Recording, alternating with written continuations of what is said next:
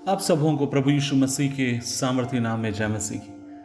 आज मेरे लिए खुशी की बात है कि आज सुबह के समय फिर से परमेश्वर के जीवित वचन से आप सबके साथ बात करना। आज के मनन का भाग हमने लिया है जो आपको मुझे मिलता है भजन संहिता 28 और उसकी 1 से लेकर आप और मैं देख सकते हैं। उसमें 9 आयतें और पूरी मैं नहीं पढ़ूंगा, लेकिन मैं उसके कुछ खास भागों को मैं पढ़ना चाहता हूँ। उसके 2 पद को 1 और 2 में पढ़ूंगा। और लिखा है भजन सैम्स नंबर 28 फ्रॉम 1 to 2। लिखा है, यहोवा मैं तुझी को पुकारूंगा, हे मेरी चट्टान मेरी सुनी अनसुनी ना कर। कहीं ऐसा ना हो कि तेरे चुप रहने से मैं कब्र में पड़े हुए के समान हो जाऊं जो मृतक लोक में चले गए। जब मैं तेरी दुहाई दूं और तेरे पवित्र स्थान की भीतरी कोठरी की ओर अपने हाथ उठाऊं तो मेरी गिड़गिड़ाहट को सुन ले। अजीजों, आप और मैं दाऊद के इस भजन को सुनते हैं। ये भजन है, ये गीत है। जैसे आज हम अलग अलग गीतों को सुनते हैं, ये हजारों साल पहले परमेश्वर की महिमा के लिए रचे गए लिखे गए गीत हैं। और जब आप और मैं दाऊद के इस गीत को सुनते हैं, हम ये बात को देखते हैं और वो ये है, वो एक छुटकारे की प्रार्थना कर रहा है और वो परमेश्वर से मदद मांग रहा है। वह परमेश्वर से कह रहा है कि प्रभु तू अपनी दया मुझ पर दिखा, तेरा अनुग्रह तू मुझ पर होने दे। खुदावन, जब तू तेरा अनुग्रह तू मुझ पर करेगा तब मैं क्या कर लिया जाऊंगा परमेश्वर, तब मैं बचा लिया जाऊंगा।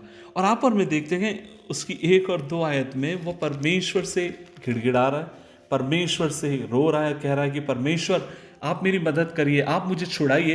लेकिन आप और मैं जब उसकी 6 और 7 आयत में देखते हैं, हम यहाँ पर पाते हैं और वो ये है कि दाऊद ऐसे समय कहता है, 6 और 7 आयत में लिखा है, यहोवा धन्य है क्योंकि उसने मेरी गिड़गिड़ाहट को सुना है।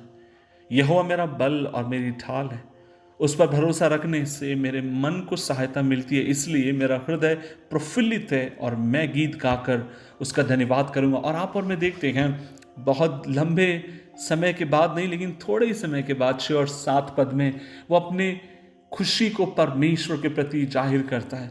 मैं सोचता हूं कि वो आंसुओं के साथ परमेश्वर की स्तुति करता है, वो खुश होकर परमेश्वर का धन्यवाद देता गया और वो ये कहता है कि परमेश्वर, मुझे पता है तुझ पर जब मैं भरोसा रखता हूं तो तू परमेश्वर मेरी क्या करता गया, सहायता करने में विश्वास योग्य परमेश्वर है। और उसके 9वें पद में वो परमेश्वर से कहता है कि प्रभु जी, आपसे मेरी एक दुआ है, आपसे मेरी एक इल्तिजा है। और वो कहता है, हे यहोवा अपनी प्रजा का उद्धार कर और अपनी निज भाग के लोगों को आशीष दे और उनकी चरवाई कर और सदैव उन्हें संभाले रहे। अजीजों, यहां पर दाऊद परमेश्वर को एक चरवाही के रूप में प्रकट करता है।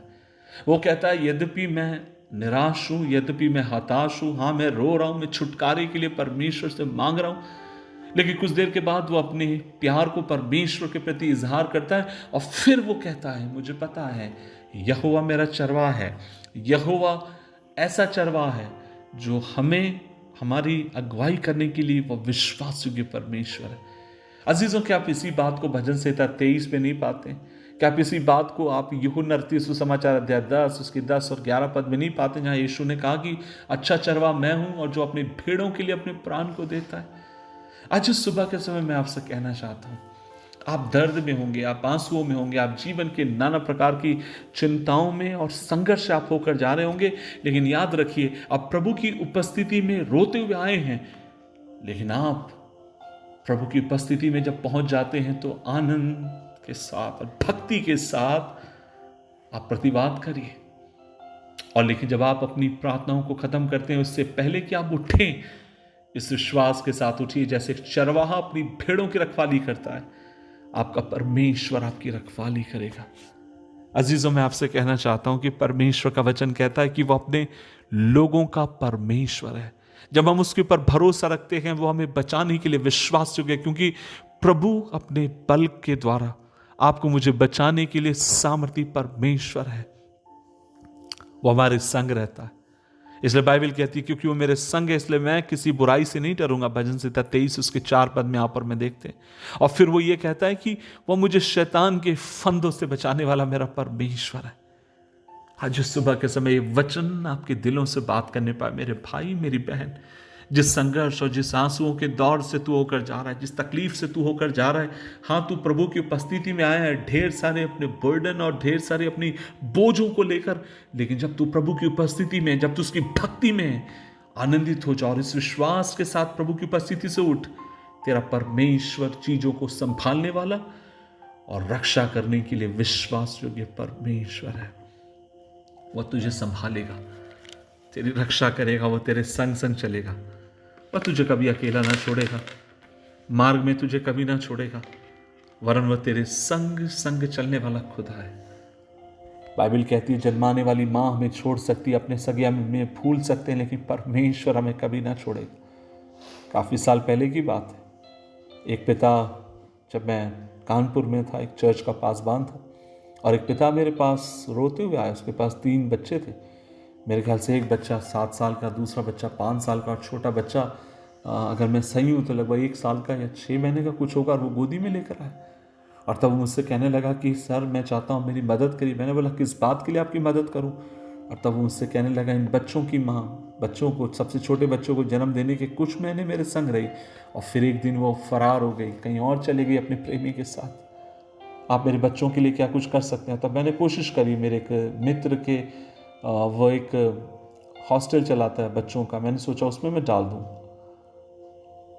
मैं आपसे क्या कहना चाहता हूँ, लेकिन जब मैं उस बच्चे को, छोटे बच्चे को देख रहा था, तब मुझे याद आया कि जन्माने वाली माँ भूल सकती है, अपने सगे में छोड़ सकती है, लेकिन परमेश्वर जो आपका मेरा चरवाहा है, जब वो आपको मुझे थामता है, ना ही वो कभी आपको मुझे धोखा देगा, ना रास्ते में छोड़ेगा, वरन उस पार ले जाने के लिए विश्वास योग्य है। दुआ करें प्रभु जी, और आज हम मिलकर दुआ करते हैं। प्रभु जी हम हाँ दुखी हैं, हम आंसुओं में हैं, लेकिन प्रभु जी हम उसमें तुझे धन्यवाद देना चाहते हैं। और अंत में खुदावन हमें विश्वास है, तू हमारा प्रभु है, हमारी रक्षा करेगा, हमें संभालेगा।